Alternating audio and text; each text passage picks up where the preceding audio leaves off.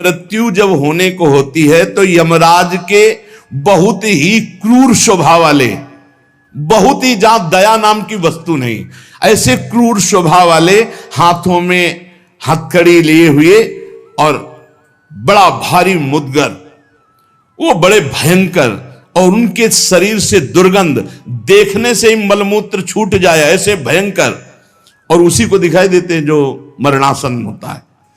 यमदूतों की दृष्टि पड़ते ही वो शरीरा अहंकारी जीव कांप पड़ता है।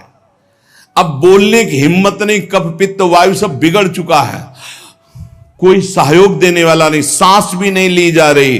अब उसका चित्त वहीं भ्रमण करेगा, मेरा पुत्र बचा ले, मेरी पत्नी बचा ले, मेरा परिवार। भगवान की तो याद जीवन में की नहीं, तो अब भगवान की अगर याद की होती तो ऐसी दुर्दशा नहीं होती। अब वो चीखने की कोशिश करता है पर आवाज नहीं निकलती, एक शब्द भी नहीं निकल, बार बार प्रयास करता है कोई मेरी रक्षा कर ले। इन भयावन 2 यमदूत होते हैं, उसका मल निकल जाता है भयवश, मूत्र छूट जाता है, मुख सूख जाता है, आंखें पलटने लगती हैं, सांस ऊपर को उठने लगती है, देखने की शक्ति नष्ट हो गई, भारी वेदना, तड़पता हुआ वो शरीर को छोड़ता है।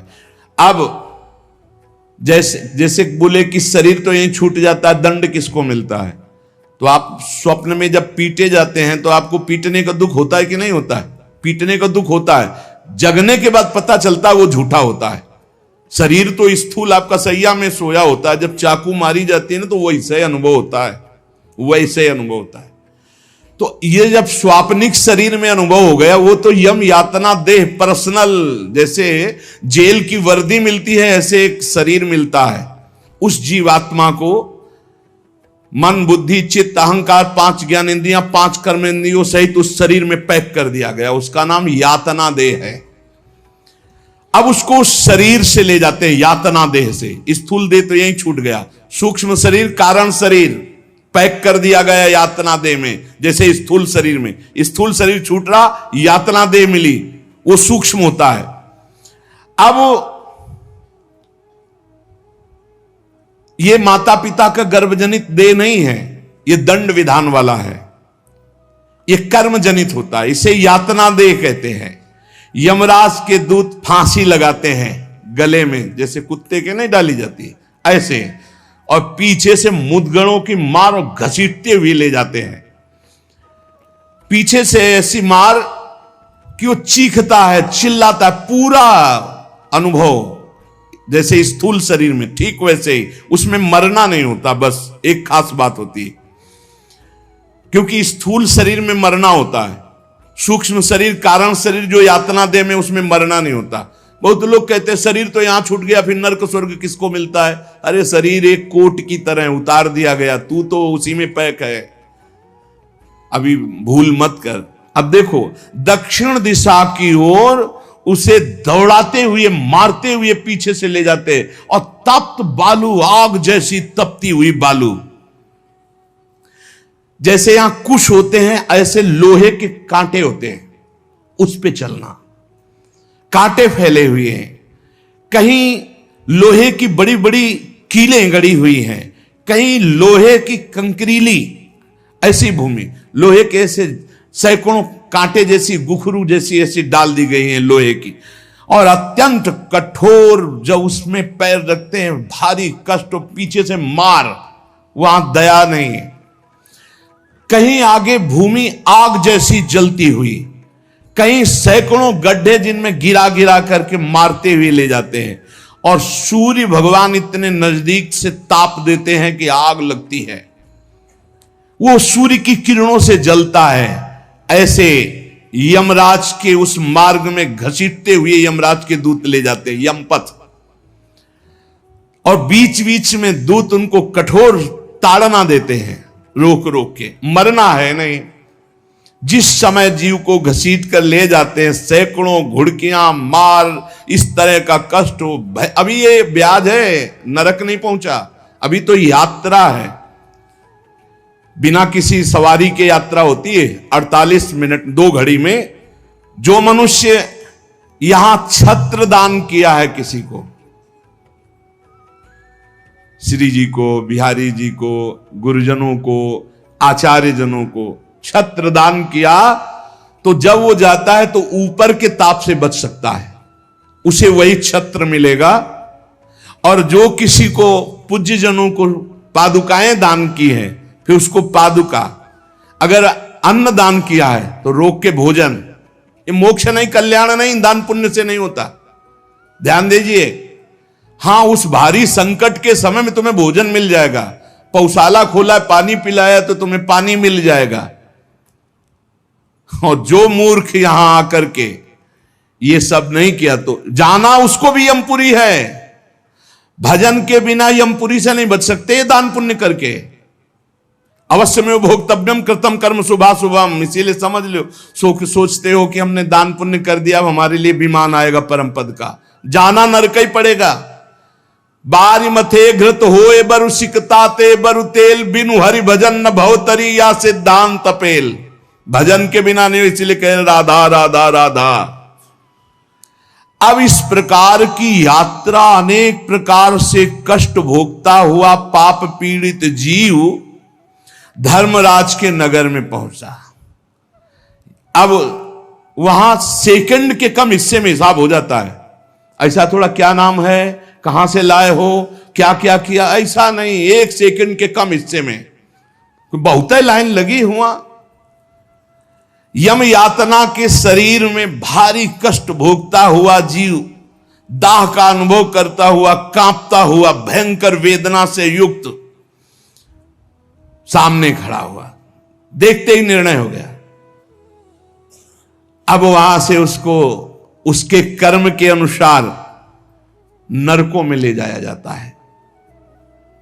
जिसने यहां सूर्य भगवान को प्रातः काल उठ करके जलांजलि दी है,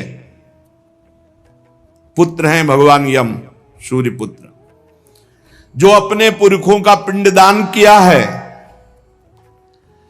जो समय समय पर अपने पूज्य जनों को, गुरुजनों को, संतों को अपने घर में बुलाकर भोजन पवाया है,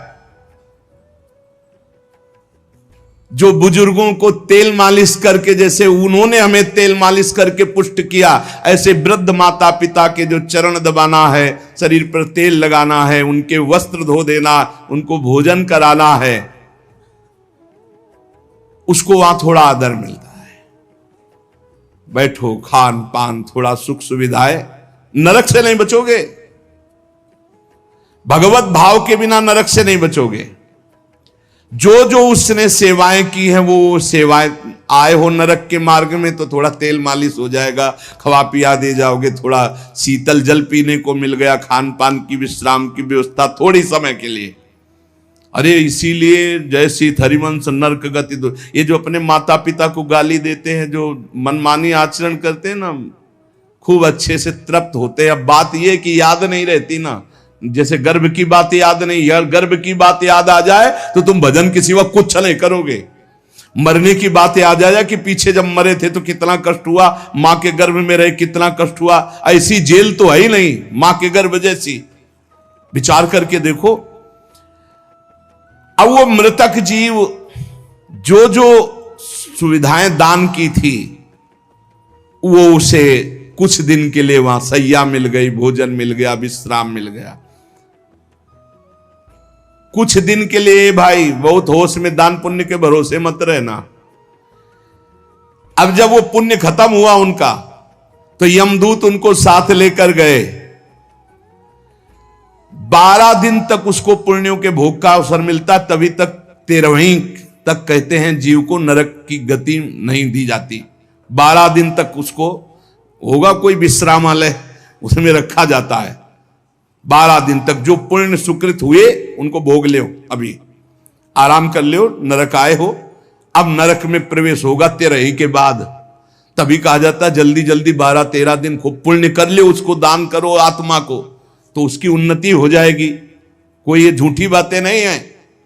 और राधा नाम बोल दिया एक बार तो इसके बराबर कौन सा पुण्य होगा। यमराज के खाते में पुण्य वाला है ही नहीं ऐसा जितना राधा। अरे जाना ही नहीं पड़ेगा भैया, राधा नाम जिसकी जिह्वा से निकला, अनुल्लिख्यानंतानपि तदपराधान मधुपति। इसीलिए तो गरज कर कहते हैं, अब जिनको नरक भोगना है वो नहीं सुनेंगे भगवान नाम महिमा, भगवान नाम जप नहीं करेंगे।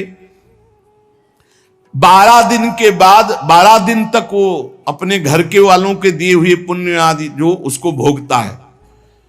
फिर जब पिंडदान हो जाता है 13वीं, तब तत्र यद बांधवस्तोयम प्रयच्छन्ति तिलैः सह यच्च पिंडम प्रयच्छन्ति नियमानस्तदनुते तैलाभ्यांगो बांधवानां मंग संवाहनम च यत् तेन चाप्याप्यते जंतुर यच्चास्नन्ति सुबांधवाः। जब शरीर छूटता है उस समय से बहुत होश में रहो, सब कुछ मिलेगा उसको। जीवात्मा जो छाती के पास बैठ के ले नाक बाहर है आंस बाहर है, यही पीने को मिलेगा उसको।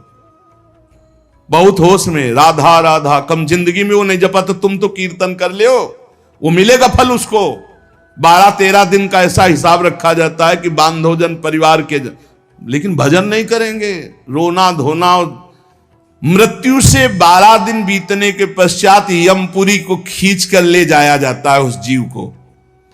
अरे यमपुरी भैया हुआ जैसे जेल पहुंचे, कोई थप्पड़ लग रहा है, कोई डंडा लग, वो देखे कि प्राण छूट जाते कि हमारे ये दुर्दशा, मरना नहीं खास बात है। यमराज की यमपुरी को देखते ही प्राण सूख गए। कोई काटा जा रहा है, कोई कोल्हू में पेरा जा रहा है, कोई पकौड़े की तरह तला जा रहा है, हाहाकार मचा, मरना किसी को है नहीं।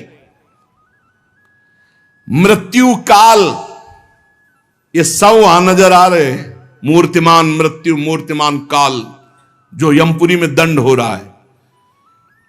काजल की राशि के समान, जैसे काजल के पहाड़ ऐसे यमदूत हैं कि ऐसे पचका दे तुम्हें, ऐसे नींबू जैसे नहीं निचोड़ा जाता, ऐसे निचोड़ दिए फिर छोड़ दिए, फिर वो जी गया, फिर निचोड़ दिए। अब बोले 10,000 वर्ष तक यही करना है उसको, अब 10,000 वर्ष तक वो ऐसे करता रहे, क्या दुर्दशा। तभी हरिवंश महाप्रभु कहते हैं, रस सिद्धांत का वर्णन जब करते हैं तो कहते हैं, जैसी हरिवंश नरक गति दुर्भरी, बहुत कठिन है नरक की गति। तभी कहते हैं नरक जाओगे होश में रहो, तो मतलब सबसे बड़ा दंड नरक का। लोग कहते हैं कि कहां नरक स्वर्ग है, किसने देखा है, तुम देख लोगे। ऐसे आचरण रख रहे हो जो संतों की अवहेलना कर रहे हो, शास्त्र की अवहेलना करे, भगवान को अवहेलना कर रहे हो, अपने आप देख लोगे पर बताने नहीं आओगे, बस खास बात ये है। और भौहें कैसी, टेढ़ी भौहें, काजल के समान काले, और विकराल मुख, लंबी दाढ़ें, कुरूप, आवाज भीषण भयंकर, और रोम ऐसे जैसे बंबूल के कांटे कि अगर ऐसे कर दे तो पूरा शरीर छेद जाए, ऐसे दूत, विशाल भुजाएं, पुष्ट भुजाएं, और सब यम दंड यम पास लिए हुए, बड़े भयंकर, दुर्गंध आती है शरीर से। जीव देख के घबराता है, उनके हाथों में फंसा हुआ। अब जो यहां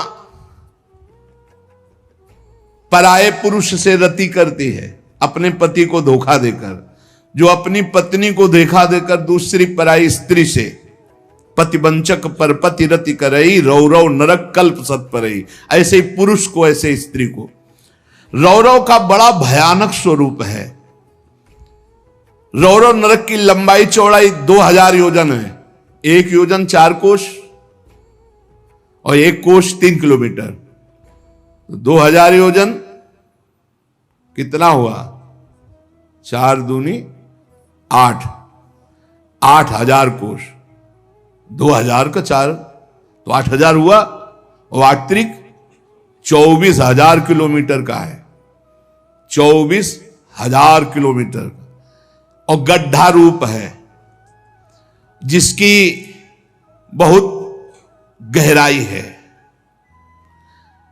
यह नरक बड़ा दुखदाई है। इसमें अंगार राशि बिछी हुई है, आगों की अंगार राशि, दहकते हुए अंगार, बहुत ही। अब जो स्त्री यहां पराये पुरुष से, तो वैसे ही सैया अंगार की और तपता हुआ आग का पुरुष। अब भैया वहां जो पुरुष पराई स्त्री से ये लिव इन रिलेशन, ये गर्लफ्रेंड, तुम्हारा इंतजार हो रहा है रौ रौ में, नंबर लिख गया है। तस्मात् शास्त्रम प्रमाणन्ते, पशुवत आचरण नहीं। इसीलिए भारत भूमि में जन्म होना शास्त्रों में महानता का वर्णन किया गया, क्योंकि धर्म का पूर्ण यहां पालन करने वाले जन होते हैं। जो नहीं करते उनके लिए व्यवस्था है।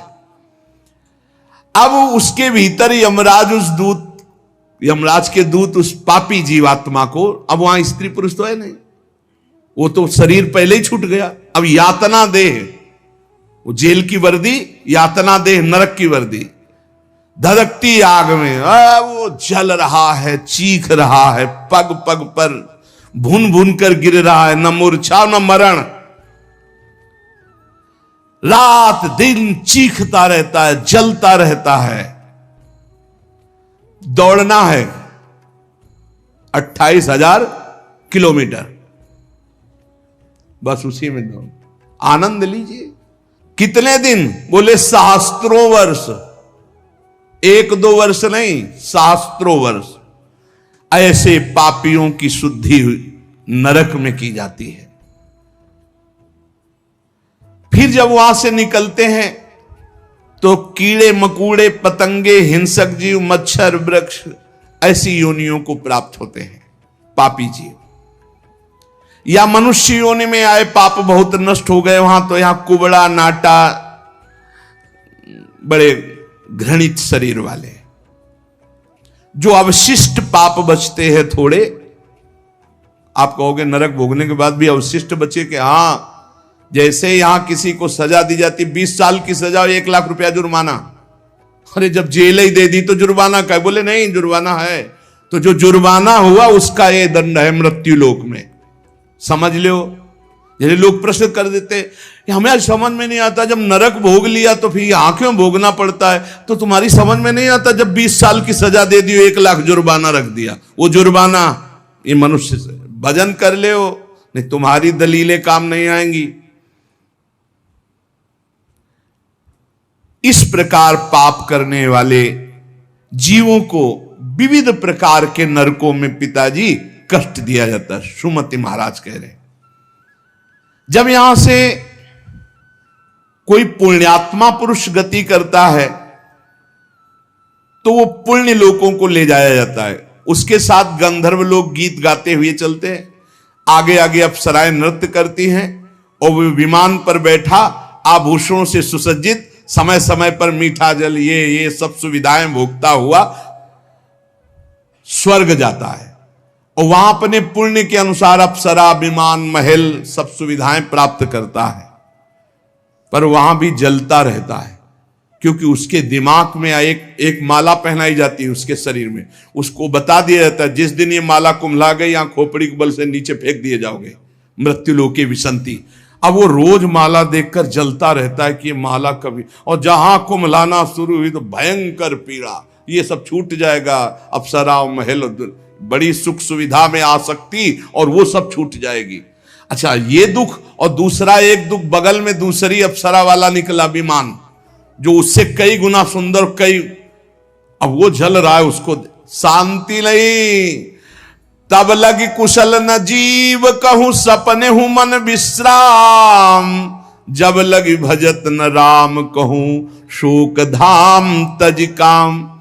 पिताजी, जो मनुष्य यहां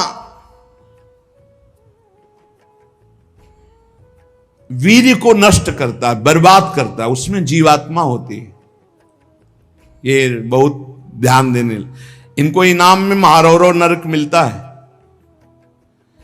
परिणाम में महारौरव नरक। ये जो अष्टमैथुनों का प्रयोग करके बिना शास्त्र मर्यादा के वीर्य को बर्बाद करते, जैसे शास्त्र मर्यादा है संतानोत्पत्ति के लिए, गृहस्थ मासिक धर्म के बाद, पवित्रता होने के बाद, भगवत चिंतन करते हुए भगवान की सृष्टि पूर्वक जो आराधना का भाव रख करके संतान उत्पन्न, बस उतने के लिए शास्त्र आज्ञा करता है। नहीं, मानव जीवन बहुत ही सावधानी के लिए वीर्य में ये सब आप जैसे प्रकट हुए ऐसे जीवात्मा विराजमान है, उसको यथास्थान ना समर्पित करके और नष्ट कर देना, या फिर संतान नष्ट कर देना, या बहुत तरह से जो ये है महारौरो नरक की प्राप्ति होती है।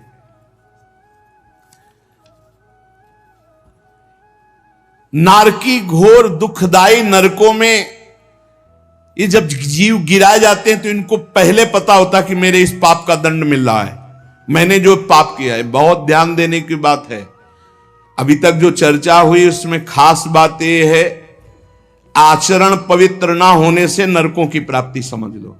पहला पराई स्त्री की तरफ या स्त्री पराय पुरुष की तरफ जो व्यभिचार प्रवृत्ति करती है उसे रौरो नरक मिलता है।